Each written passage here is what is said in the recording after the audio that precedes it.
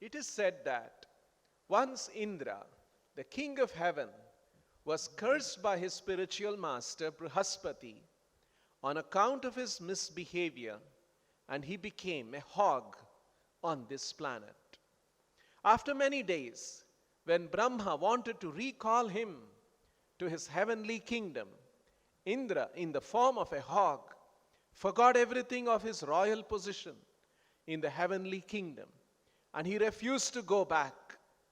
This is the spell of Maya. Even Indra forgets his heavenly standard of life and is satisfied with the standard of a hog's life. By the influence of Maya, the conditioned soul becomes so affectionate towards his particular type of body that if he is offered, give up this body and immediately you will have a king's body, he will not agree. This attachment strongly affects all conditioned living entities. Lord Krishna is personally canvassing. Give up everything in this material world. Come to me and I shall give you all protection. But we are not agreeable.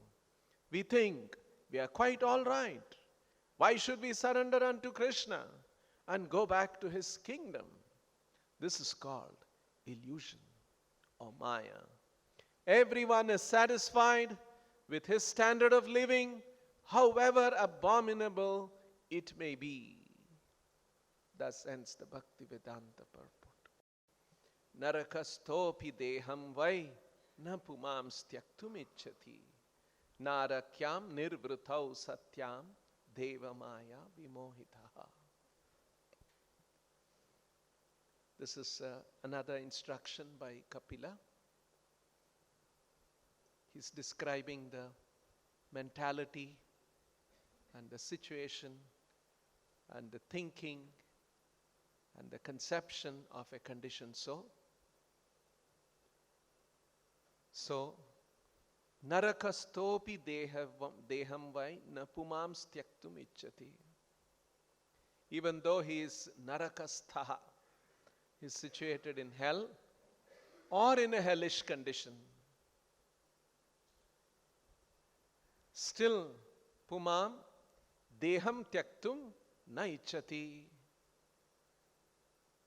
Even though he is in a body, and that body is in a kind of a hellish situation, still deham tyaktum pumam na ichchati. He does not desire to give up. Narakyam nirvrutau satyam. He considers that nirvrutim is pleasure, enjoyment, happiness. Narakyam nirvrutau. Narakyam nirvrutim. Even that hellish pleasure. Satyam. It is very true. It is relishable. It's existing. This is the nature of Deva Maya Vimohitaha. This is the power of Deva Maya. This is the power of Maya, which is Deva Maya, which is the illusory energy of Lord Vishnu. The conditioned living entity is satisfied in his own particular species of life, while deluded by the covering influence of the illusory energy, Deva Maya Vimohitaha, he feels little inclined, na ichchati, to cast off his body, deham tyaktum. Even when in hell, narakastopi, for he takes delight, narakyam nirvrutau satyam, in hellish enjoyment. And Srila Prabhupada has given the nice example in the purport of Indra becoming a hog. What is Indra's position?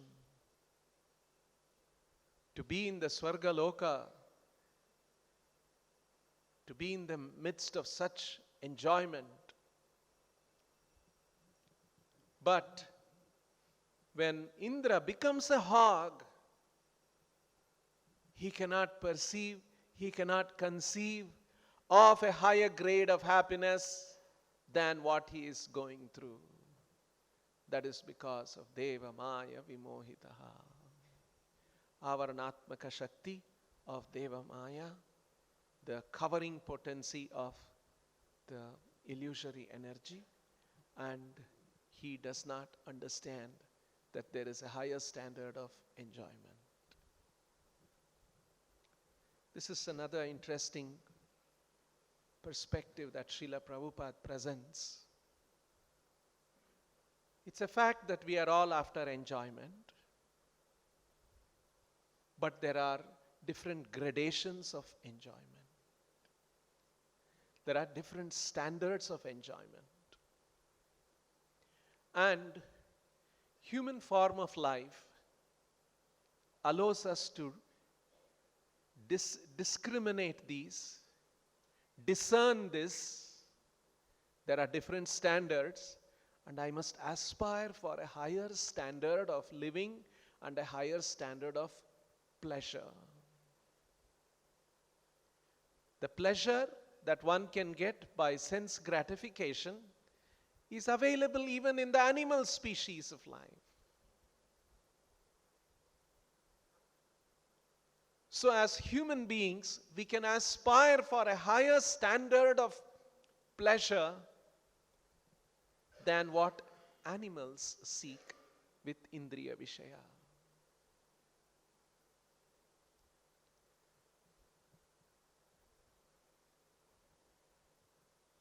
That is why in the Bhagavad Gita, it's a very nice verse Prabhupada quotes from Upanishads.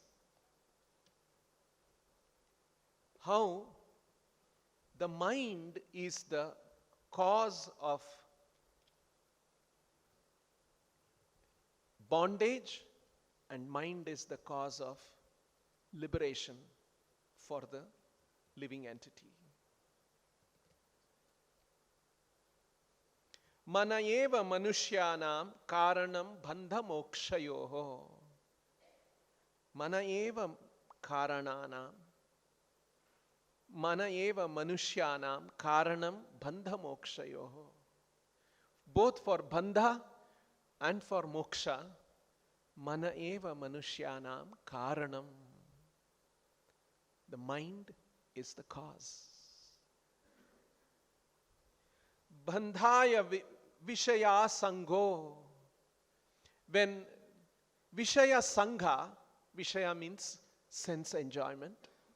Vishaya means objects of senses. When Vishaya Sangha, when we become attached to Vishaya Sangha, bandhaya Vishaya Sangho. Muktyai nirvishayam manaha. And for mukti, nirvishayam manaha. Manas should become nirvishayam. Should become disinterested, detached from nirvishayam, from vishayam, from sense objects. Then that will be the cause of liberation. So Prabhupada quotes this verse, very interesting verse. So it depends how we train our mind, whether the mind is Vishaya Sanghaha or Nirvishayaha.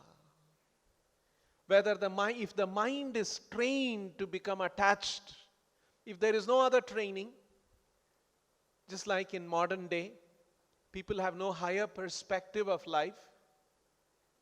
They think that enjoyment means sense enjoyment. So they are organizing a civilization on the basis of sense enjoyment. And any kind of governing principle is, the government's policy is how to maximize sense enjoyment for people. That's the principle that operates. More money, more facilities, all for providing more enjoyment. Because enjoyment is the standard. That's the sense pleasure is considered as the goal. When the mind is trained in this way, when the mind is absorbed in this kind of a conception, in this kind of a thinking, bandhaya, it leads to bind the living entity more and more. On the other hand, nirvishaya manaha, when the mind is detached, then the mind can be trained to experience a higher standard of happiness and can be freed from this entanglement. So, the fact is that when we are Vishaya Sangha, when the mind is Vishaya Sangha, is another illusory energy of the Lord works and covers up the living entity's understanding. Just like Indra, he's in the hog's body. He's thinking, this is very good. Brahma is coming and telling, please give up this body. Tyaktum na icchati. Deham tyaktum na icchati. Such a nice body I have got. See how the illusory energy can make us think and believe and act. Very powerful. It's not in our control. When that energy has come and influencing us, we are swept away. Maya mugdha jivera. Nahi swatha Krishna gyan. Maya mugdha. Mugdha means bewildered. Come under the spell. That's how the living entity is in the material world. There are many examples the Shastras give. Many examples Srila Prabhupada gives of this Maya Mugdha Jiva. How when the living entity is avaranatmaka Shakti, how the living entity thinks. Another example Prabhupada gives is a goat in a slaughterhouse. The butcher has given some green grass to the goat, and the goat is chewing that green grass. The goat cannot see. Just like a few minutes before, there was another goat like me. He was just slaughtered. Look, his body is hanging there. But this goat is thinking, oh, such a nice green grass I have got. See? Narakyam nirvrutau satyam. This pleasure of the green grass is the real pleasure. What more? He doesn't make any attempt. Can I escape? Can I do something else? He cannot see. It covers his thinking. It covers his jnana.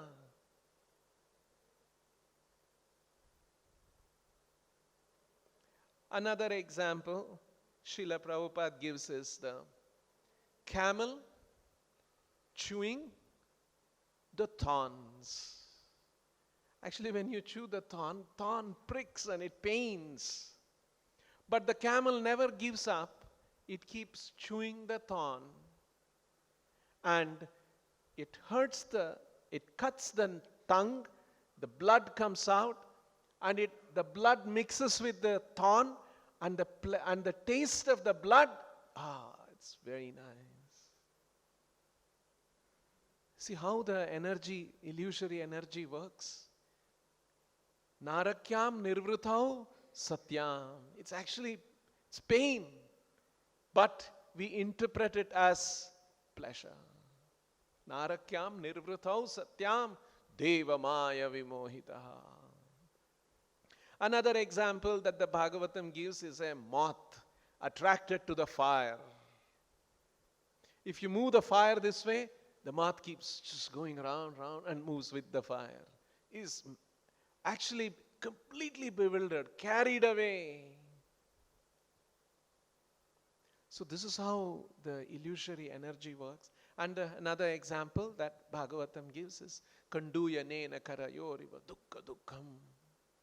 itching sensation. Sometimes there's a boil and there's an itching, and you feel itching and you feel good, so nice it is. But actually you're aggravating that position, aggravating that disease. We don't realize that. That is nirvritam, narakyam nirvritam satyam. We begin to think that this is pleasure. And in this way, the living entity gets covered up. Avaranatmaka Shakti. So, this is the power of Maya. So now how do we overcome this Maya? Because as sadhakas, we have to be interested how to overcome this Avaranatmaka Shakti. And we should also know how to help others overcome the Avaranatmaka Shakti, because we are also preachers. We also have a direction from the spiritual master that we must preach this message, give this message to others. So there are many things that help to come out of this Avaranatmaka Shakti, and that also Krishna explains very nicely. And first important principle is Sanischayena yoktavyo. It requires Nischayena yoktavyo, yoktavyaha. Yoga Sanischayena yoktavyo, yogo anirvinna chetasa. How yoga should be yoktavyaha. Yoga yoktavyaha. How yoga should be practiced. Of course, Krishna is telling this in the context of Ashtanga Yoga, but Prabhupada says all of these principles are true even for Bhakti Yoga. You'll see how nicely Prabhupada connects this. So, Nischayena Yoktavyo. Nischayena, it requires determination. People who are not able to develop strong determination are not fit candidates for spiritual life. It requires determination because we are changing, we are addressing the free will of the living entity. The living entity has made a free will to enjoy and to forget Krishna in this material world. We are trying to steer that to another kind of a understanding, and for that a determination is required. Sanischayena yoktavyo yogo anirvinna chetasa. Nirvinna means to become dejected, to become depressed and become sluggish. Anirvinna chetasa means not become depressed. So, and that is why Prabhupada quotes in the purport of this verse, regarding Bhakti Yoga, Rupa Goswami says, Utsaha Nischayat Dhairyat. See, that Utsaha is important. We should not become Nirvinna Chetasa. We should be Anirvinna Chetasa. Not become depressed, disgusted. Oh, what is this? Sometimes the success may be delayed. Prabhupada writes that. One should be sure of success at the end and pursue this course with great perseverance. Not becoming discouraged, Anirvinna Chetasa. Not becoming discouraged if there is any delay in the attainment of success.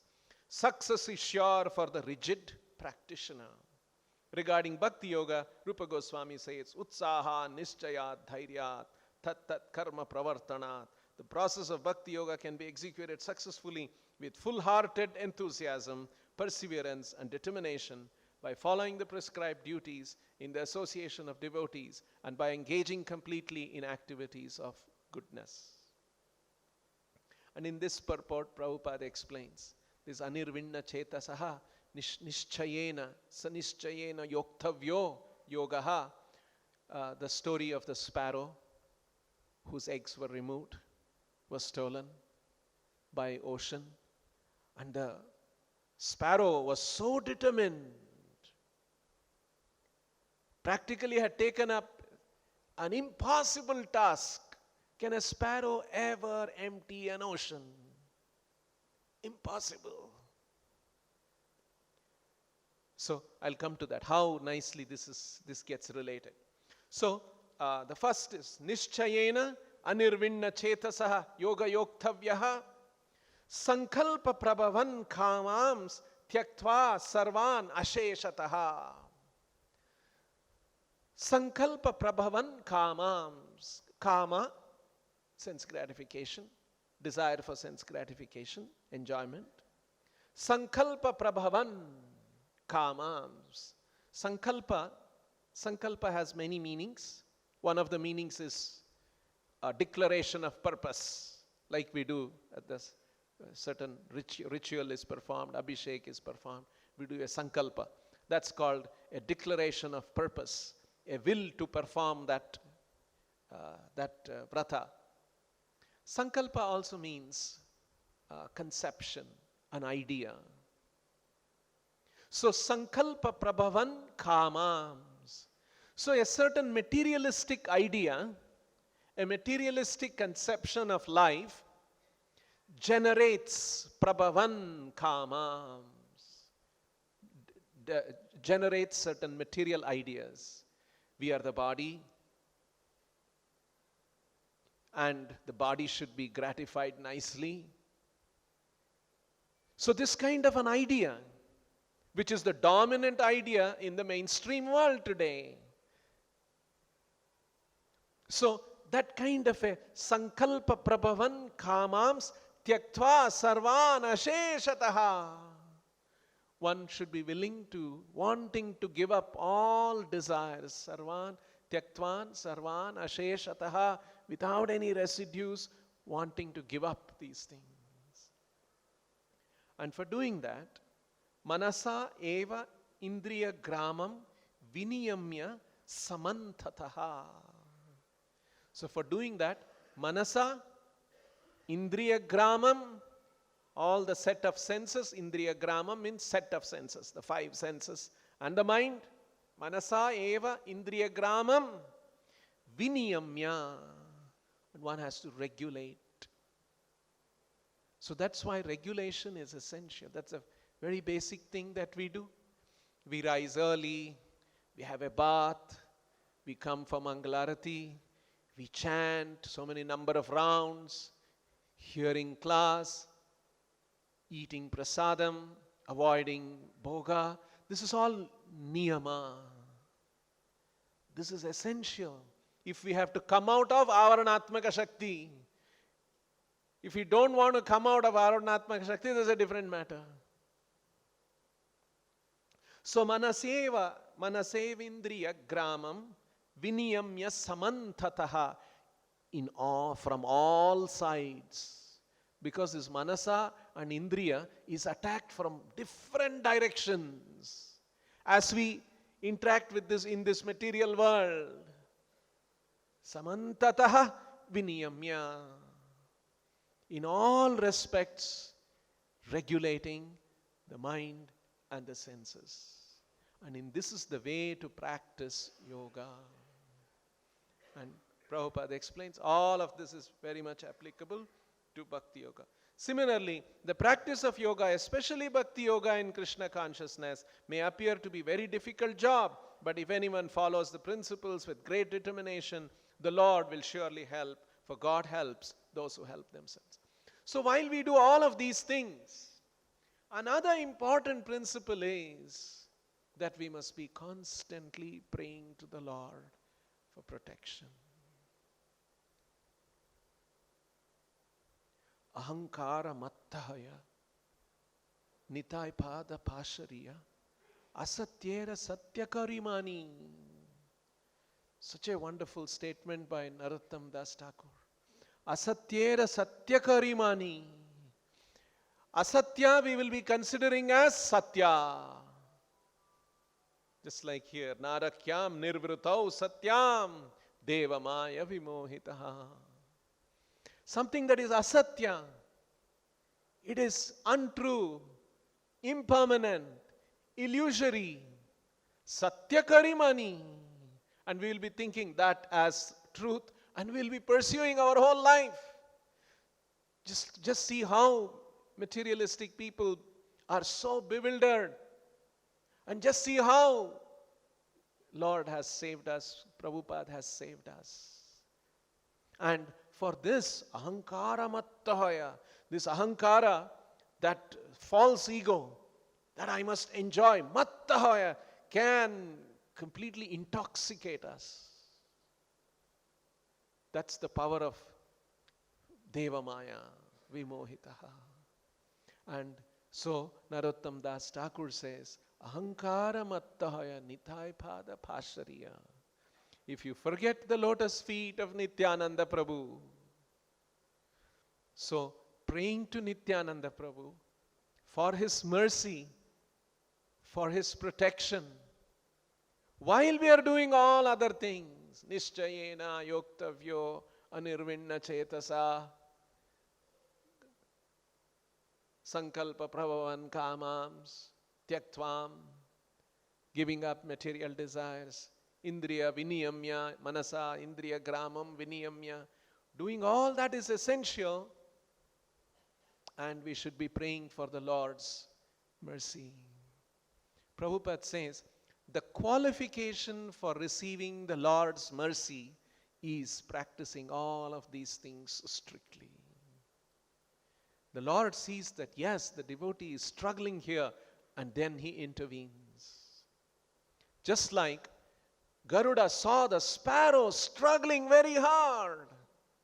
Then Garuda decided, now I will intervene and I will take up the task of emptying the ocean. So, the struggle of the sparrow is essential, but the struggle of the sparrow will not be able to empty the ocean.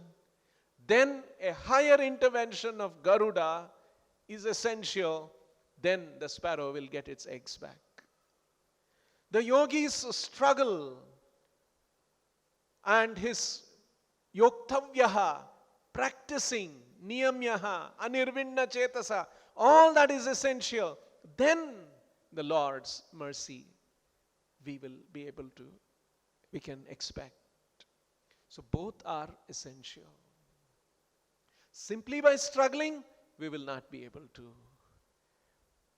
Then when the Lord sees the yogi struggling, then the Lord intervenes.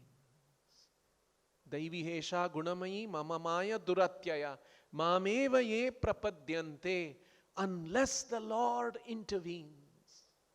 And so how important it is for us to be constantly praying for the Lord's intervention in our life to help us get out of this illusion.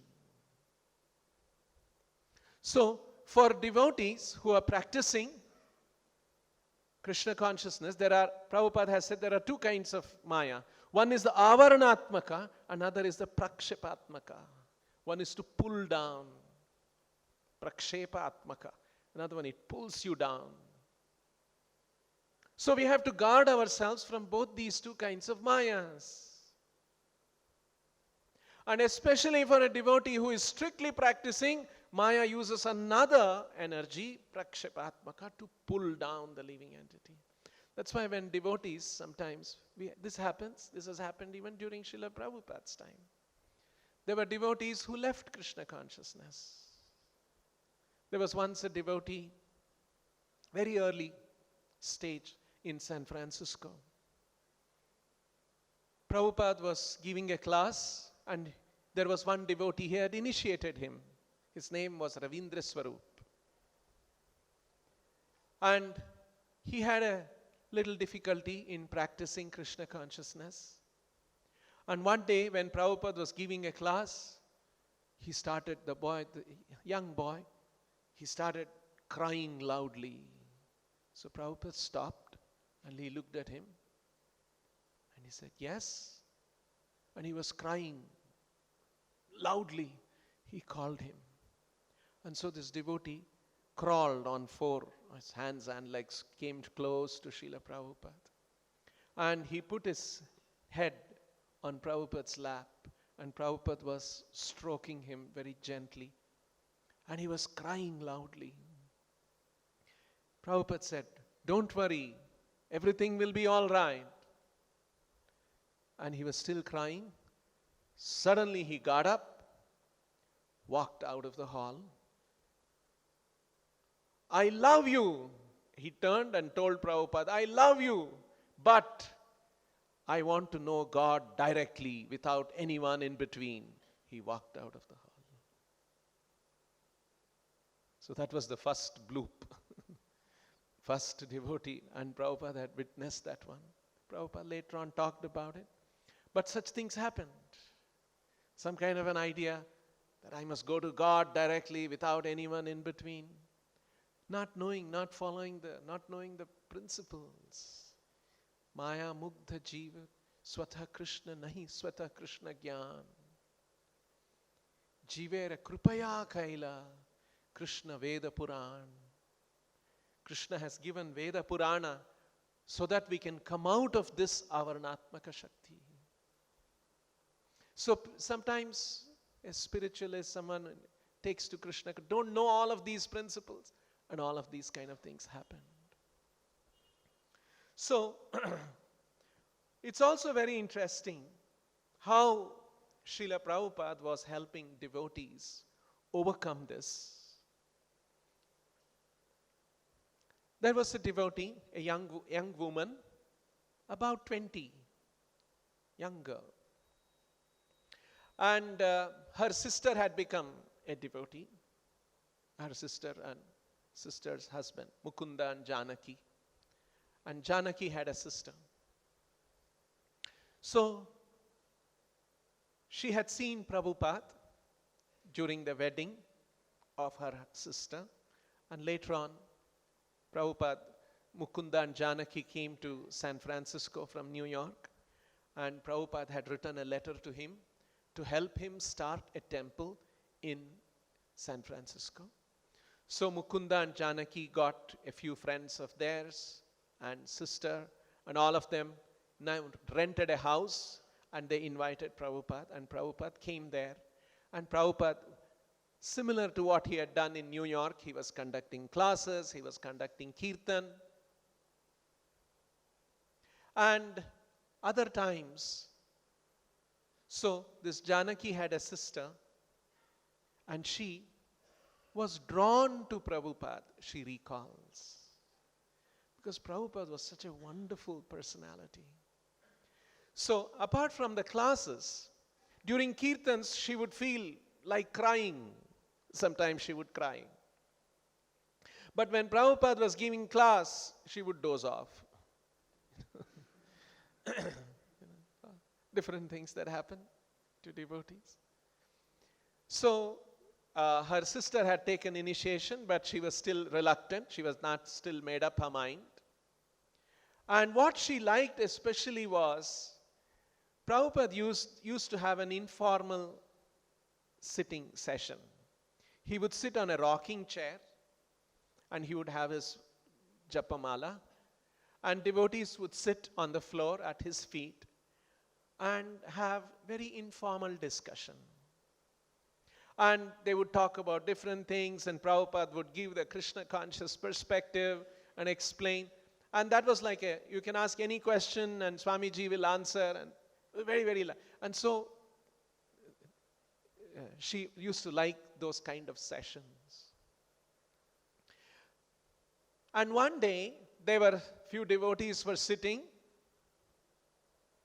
and Prabhupada was sitting on the rocking chair and he was talking. And Janaki had a small cat in the apartment. And so the cat came into the hallway.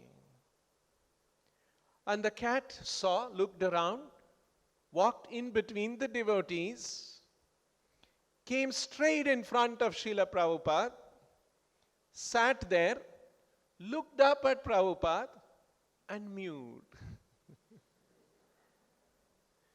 So everyone became silent, and they were expecting how will Swamiji respond. So it was just sitting at the feet of Srila Prabhupada. So Srila Prabhupada stroked the cat with his lotus feet. What a mercy for that cat. he stroked the cat with his lotus feet and then started saying, Hare Krishna, Hare Krishna. And then he asked, is the cat getting prasadam milk? And so when she saw that of Srila Prabhupada, she was so moved that how Prabhupada is so kind, even to a cat. So it struck her. And a few days later, Prabhupada asked her, are you not taking initiation? So Prabhupada sometimes would ask. And so she said, Swamiji, I like reading your books, I like kirtan, but I want to experience elevated consciousness.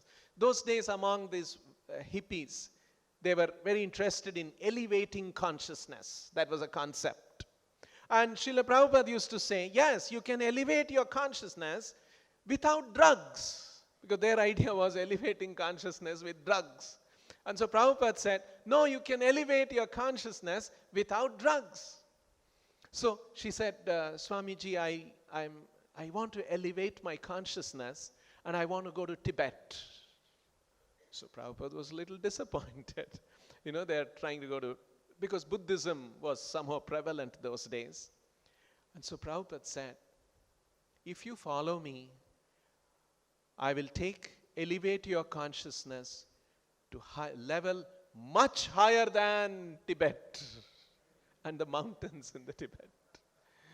So, and so like this, a few interactions happened, and then finally she decided to get initiated, and she became Yamuna Devi Dasi, became an important devotee, served Prabhupada in so many ways, and wrote the cooking cuisine book, cookbook, and all of those kind of things. So Prabhupada was so tolerant, so endearing, so kind, so compassionate, and would give a lot of time to those devotees. And there were so many of them, dozens of them, and Prabhupada would keep track, and then he would give time to them. Because that is very essential for a living entity which is under the Avaranatmaka Shakti to hear about Krishna gradually and to convince that living entity to take up the process of Krishna consciousness. So we can see from these very, very instructive how Srila Prabhupada was transforming the hearts of these individuals who are coming to serve him. Because otherwise, this material illusion, deva maya vimohitaha, living entities, conditioned souls in this material world are bewildered. And as Srila Prabhupada did, as his servants, we should also take his message and present this to the living entities to transform their hearts. We'll stop here. Grantaraj Srimad Bhagavatam ki, Srila Prabhupada ki.